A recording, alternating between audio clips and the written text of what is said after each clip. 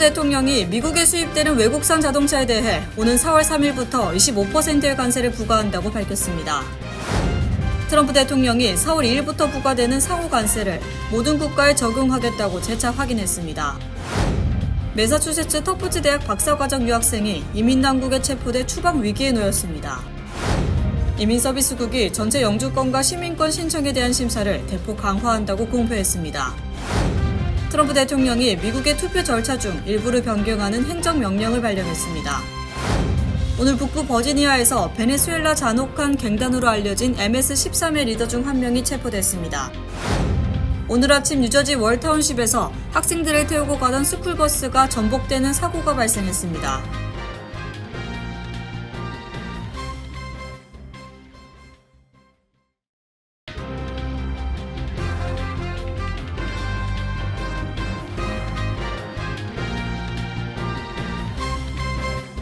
시청자 여러분 안녕하십니까? KBTV 뉴스9 전상입니다. 도널드 트럼프 대통령이 미국에 수입되는 외국산 자동차에 대해 오는 4월 3일부터 25%의 관세를 부과하겠다고 공식 발표했습니다. 외국 자동차 관세가 부과되면 미국 내 자동차 가격이 $3,000에서 $6,000 정도 오를 것이라는 전망이 나왔습니다. 또 공급망 차질로 자동차 생산이 줄고 일부 차종은 단종될 수 있다는 예측도 잇따랐습니다. 자동차 시장 조사 업체는 미국이 캐나다와 멕시코에서 수입되는 자동차에 대해 관세 면제를 하지 않을 경우 미국산 차량 가격은 약 $3,000, 캐나다, 멕시코산 차량 가격은 $6,000 상승할 것이라고 예상했습니다. 또 4월 중순까지 북미 차량 생산의 거의 모든 부분에서 차질이 발생해 하루 약 2만 대의 생산 감소로 이어지고 전체 생산량의 약 30%가 줄 것이라고 봤습니다. 미국은 지난해 $2,200억 상당의 승용차를 포함해 총 $4,740억 달러의 자동차 관련 제품을 수입했으며 가장 큰 공급국은 멕시코와 일본, 한국, 캐나다, 독일입니다. 이들 나라는 모두 미국의 동맹국입니다. 업계와 관련 단체들도 자동차 관세로 신차 가격이 수천 달러 오르고 오래전부터 구축된 공급망이 흔들릴 수 있다고 지적하고 있습니다. 멕시코와 캐나다 등이 보복 관세로 대응할 경우 자동차 가격은 더 올라갈 수 있습니다. 워싱턴 포스트는 금속 원자재부터 엔진에 이르기까지 관련 부품은 자동차에 장착되기 전 북미 전역을 여러 차례 이동한다며 경유지마다 세금이 부과될 경우 여파가 어떻게 될지 가늠하기 어렵다고 지적했습니다. 앞서 미국은 모든 무역 상대국에서 수입되는 철강, 알루미늄과 철강 알루미늄으로 만든 파생 상품에 대해 지난 12일부터 25%의 관세를 부과했습니다. 한편 대미 의존도가 큰 한국의 자동차 수출은 직격탄을 맞게 됐습니다. 트럼프 대통령의 발표 내용에는 한미 자유무역협정이 긍정적인 결과를 가져오지 못했다는 내용도 담겼습니다. 한미는 FTA 체결국이고 트럼프 대통령이 일기 재임 시절 이를 재협상한 바 있습니다. 그러나 트럼프 대통령은 지난 4일 한국의 관세가 미국보다 4배 높다며 추가 조치를 예고한 바 있습니다. 도널드 트럼프 대통령이 4월 2일부터 부과되는 상호 관세를 모든 국가에 적용하겠다고 재차 확인했습니다. 최근 상호 관세 부과 대상국에 일부 예외가 있을 수 있다는 뜻을 비친 바 있지만 입장을 번복한 것입니다. 다만 트럼프 대통령은 상호 관세 부과에 대해 유연성을 시사했습니다. 트럼프 대통령은 백악관에서 외국산 자동차에 대한 25% 관세 부과를 지시하는 행정명령에 서명하면서 다음 달 2일부터 부과될 상호 관세 대상에 대해 모든 국가라고 말했습니다. 지난 24일 백악관에서 많은 국가에 상호 관세를 면제해 줄 수 있다고 언급한 트럼프 대통령 자신의 발언을 뒤집은 것입니다. 트럼프 대통령은 그러나 상호 관세는 매우 공정하고 관대할 것이라며 대부분 관세는 다른 나라가 수십 년간 미국에 부과했던 것보다 낮을 것이라고 언급했습니다. 앞서 상대국의 관세나 비관세 장벽 수준에 맞춰 똑같이 상호 관세를 부과할 것이라고 으름장을 놨던 것과 비교하면 다소 유연해진 모습입니다. 트럼프 대통령이 어떤 수준의 국가별 상호 관세를 내놓을지는 예측하기 어려운 상황입니다. 트럼프 대통령은 각종 관세 조치로 인한 미국의 수입 규모에 대해 2년 이내에 우리나라에 6천억 달러에서 1조 달러가 들어올 것이라며 미국을 부유하게 만들 것이라고 했습니다. 그는 이어 기본적으로 관세를 세금 감면, 부채 감축을 위한 것으로 보고 있다며 짧은 기간 내에 우리는 뛰어난 재무 상태를 갖게 될 것이라며 강행 의지를 분명히 했습니다. 아울러 트럼프 대통령은 의약품, 목재 등에 대한 관세 부과 방침도 재확인했습니다. 한편 트럼프 대통령은 상호관세 부과 시점과 관련해 상호관세 부과 시점이 발표일보다 늦어질 수도 있음을 시사했습니다. 매사추세츠에 있는 터프츠 대학에서 박사과정에 재학 중인 한 외국인 학생이 이민당국에 체포돼 추방 위기에 놓였습니다. 이민당국은 해당 유학생이 하마스를 지지하는 활동가라며 비자를 박탈했습니다. 주현우 기자의 보도입니다. 매사추세츠 보스턴 인근에 위치한 터프츠 대학에서 박사과정에 재학 중인 튀르키예 국적의 유학생이 이민당국에 체포되는 장면이 공개돼 논란이 확산하고 있습니다. 체포된 여학생은 F1 비자로 박사과정으로 유학 온 튀르키예 출신 리메이샤 오즈튀르크로 밝혀졌습니다. 오즈튀르크 측 변호인은 지난 화요일 저녁 라마단 단식을 마치기 위해 친구를 만나러 가던 길 매사추세츠 서머빌 자택 인근에서 국토안보부 요원들에 의해 체포돼 구금됐다고 밝혔습니다. 아직까지 오즈튀르크에 대해 적용된 혐의는 없으며 그녀의 변호인은 의뢰인이 매사추세츠 밖으로 이송되는 것을 막기 위해 인신보호 청원서를 제출했으며 화요일 연방판사는 사전 통지 없이 오즈튀르크를 매사추세츠 밖으로 이송하지 말 것을 이민당국에 명령했습니다. 하지만 오즈튀르크는 현재 루이지애나주의 이민당국 구금시설로 이송된 것으로 확인됐습니다. 이에 법원은 이민당국이 연방법원의 명령을 어겼을 것으로 보고 이에 대한 소명을 요구하고 있습니다. 이에 국토안보부 대변인은 오즈튀르크는 튀르키예 국적자로 터프츠 대학에 재학 중이며 F1 비자로 유학을 왔지만 테러 단체인 하마스를 지지하는 활동을 이어온 것으로 드러났다고 밝혔습니다. 터프츠 대학 측 역시 학교는 이민당국이 해당 학생에 대해 체포하려는 사실을 사전에 알지 못했으며 체포는 학교 캠퍼스 내부가 아니라 외부에서 이뤄졌다고 밝혔습니다. 이어 그녀의 비자가 종료됐다는 통보를 받았다며 그 이유에 대한 추가 정보를 이민당국에 요청한 상태라고 말했습니다. 오즈튀르크는 작년 3월 신문 칼럼을 통해 가자지구에서 대량 학살이 이어지고 있다며 대학 총장이 이를 규탄하는 입장을 밝힐 것을 촉구한 바 있습니다. KBTV 뉴스 주현우입니다. 이민서비스국이 전체 영주권과 시민권 신청에 대해 SNS까지 정밀 조사하는 등 심사를 대폭 강화한다고 공표했습니다. 한인들은 한 해에 15,000명 정도가 미국 영주권과 시민권을 수속하고 있어 지연 사태를 겪고 또 기각률도 높아질 것으로 우려되고 있습니다. 이민서비스국은 최근 내부 지시를 통해 일부 영주권 수속을 중지하고 전체 영주권 신청서와 시민권 신청서에 대한 심사를 대폭 강화하라고 지시했습니다. 국경 봉쇄와 불법 체류자 체포 추방 작전에 이어 합법 체류자들의 미국 입국과 미국 이민 수속까지 정밀 심사한다는 것입니다. 영주권 신청서를 제출하고 대기하고 있는 이민 수속자들은 2024 회계년도 말 현재 중지된 난민 망명 승인자들이 32만 명이나 되고 한인을 포함한 가족 영주권 신청자들은 52만 명, 취업 영주권 신청자들은 17만 명을 기록하고 있습니다. 대폭 강화되는 영주권, 시민권 신청자들에 대한 정밀 심사에는 최근 발표된 SNS 계정까지 제출받아 뒤지게 될 것으로 예고되고 있습니다. 반미 테러와 테러 조직 옹호를 담은 사진이나 영상, 게시글이 포착되면 공공안전과 국가안보 위험 인물로 분류돼 모든 이민 혜택을 거부당하게 됩니다. 자녀들이 무심코 게시하거나 링크해 놓았다가 큰 화를 당할 수 있게 됩니다. 미국 영주권 수속자들에게는 장기 체류 비자를 잘 유지했는지, 결혼 영주권 신청에서 사기 결혼은 아닌지, 돈을 벌 수 없는 비자일 경우 한국에서 돈을 가져와 생활해 왔다는 근거가 있는지 등을 까다롭게 조사할 것으로 예상됩니다.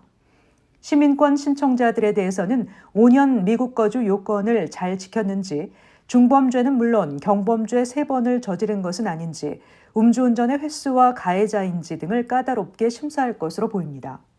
이와 함께 이민 신청자들에 대한 지문 채취와 대면 인터뷰를 거의 예외 없이 실시하게 될 것으로 예고됩니다.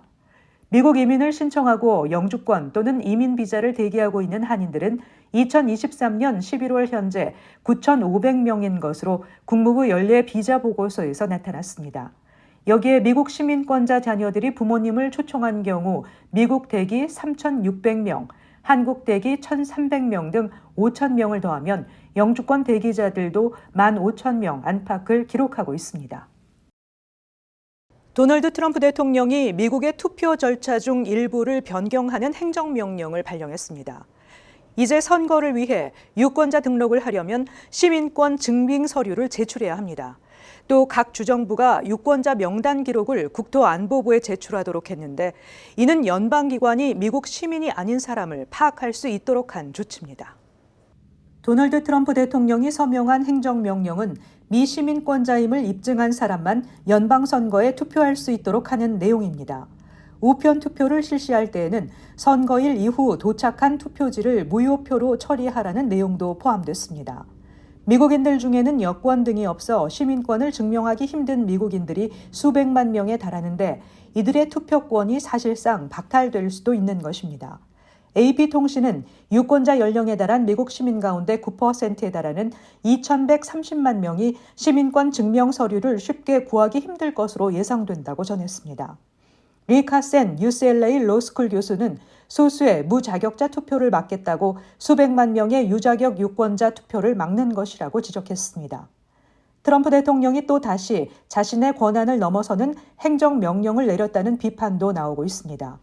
콜로라도 주정부 등은 이번 행정명령을 불법적이라고 규탄하고 나섰습니다.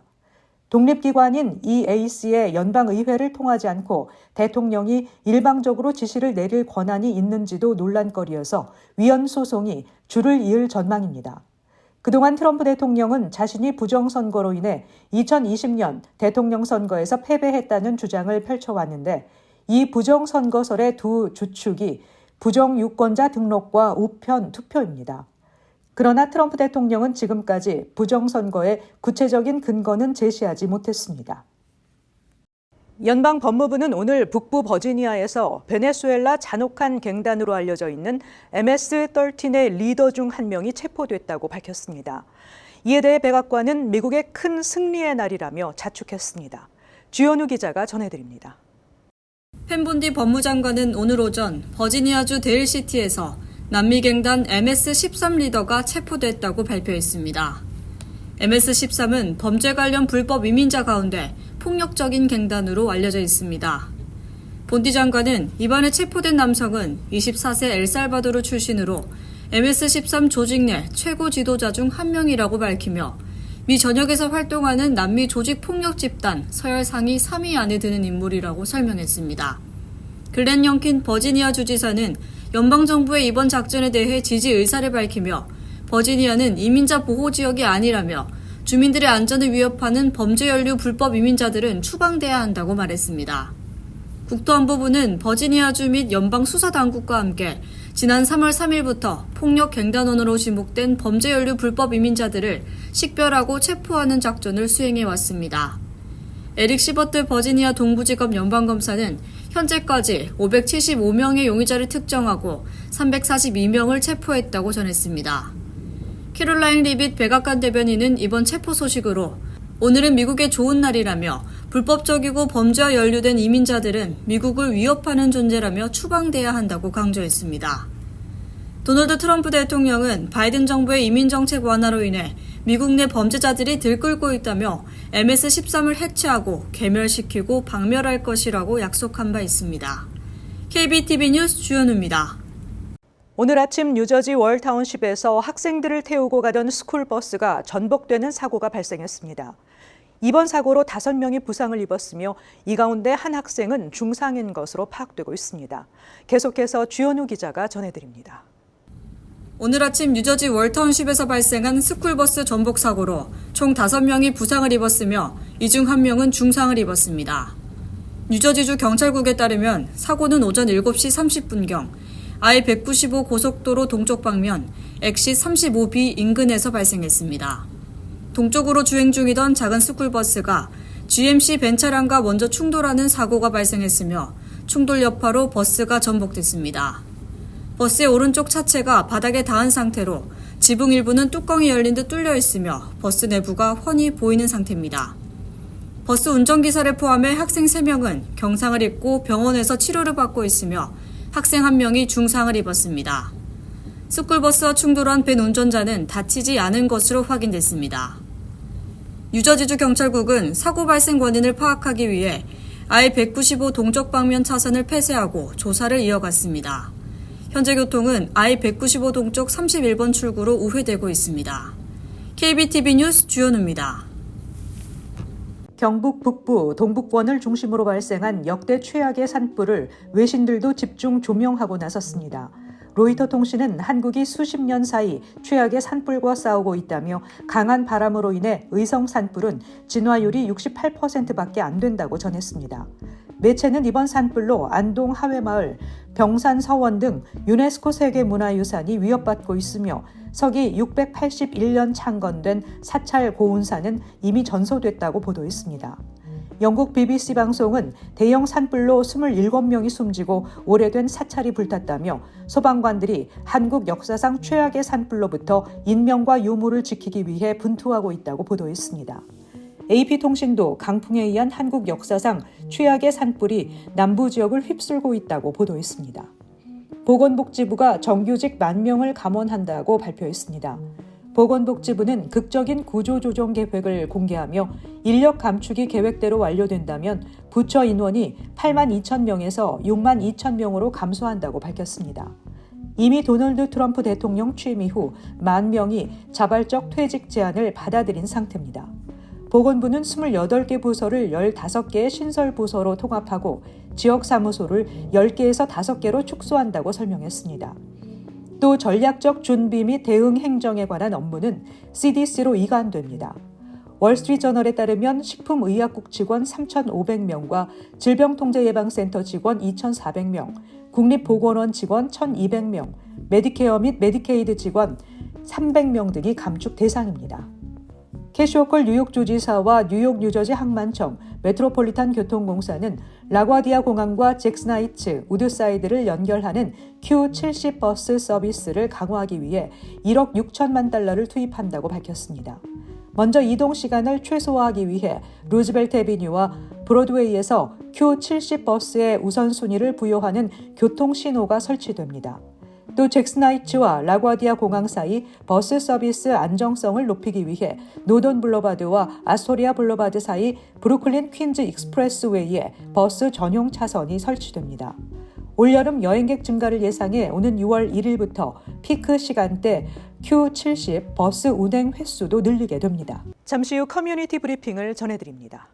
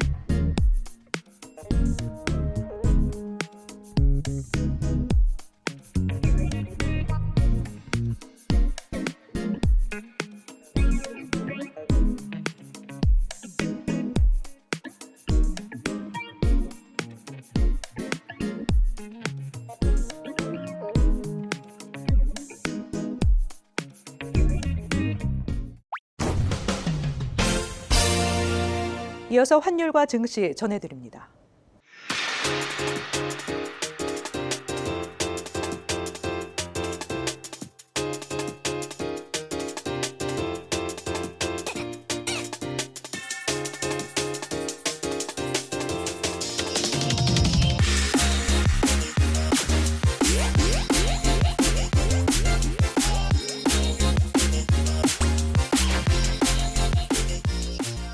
잠시 후 뉴욕과 뉴저지 날씨 전해드립니다.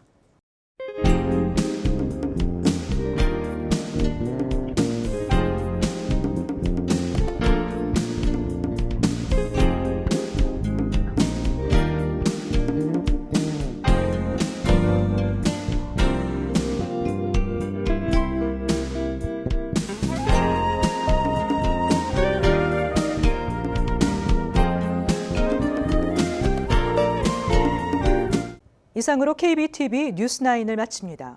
오늘도 시청해주신 여러분 고맙습니다. 편안한 밤 되시길 바랍니다.